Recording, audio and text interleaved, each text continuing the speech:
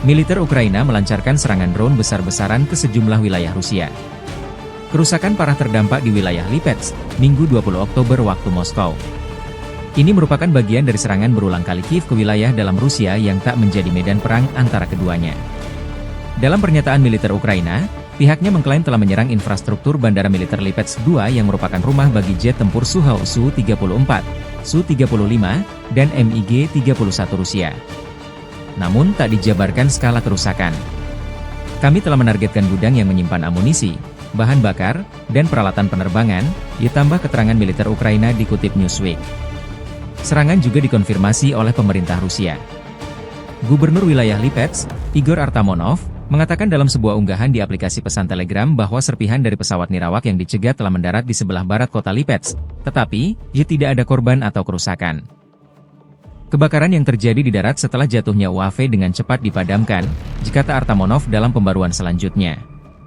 Dalam informasi lainnya, Moskow mengatakan pada Minggu pagi bahwa mereka telah menghancurkan 110 pesawat nirawak Ukraina di berbagai wilayah dalam semalam, termasuk 27 kendaraan udara nirawak, UAV, di wilayah Lipetsk.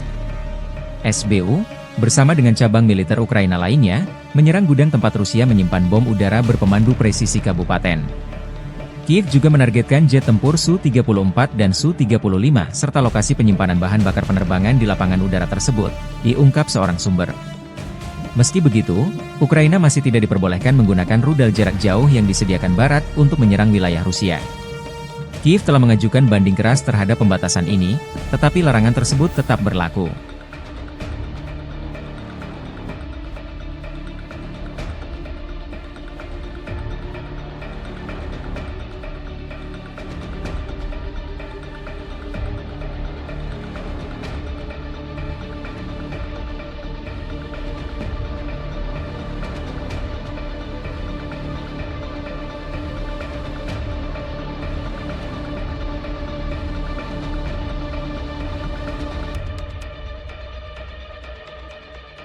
Download Tribun X sekarang, menghadirkan lokal menjadi Indonesia.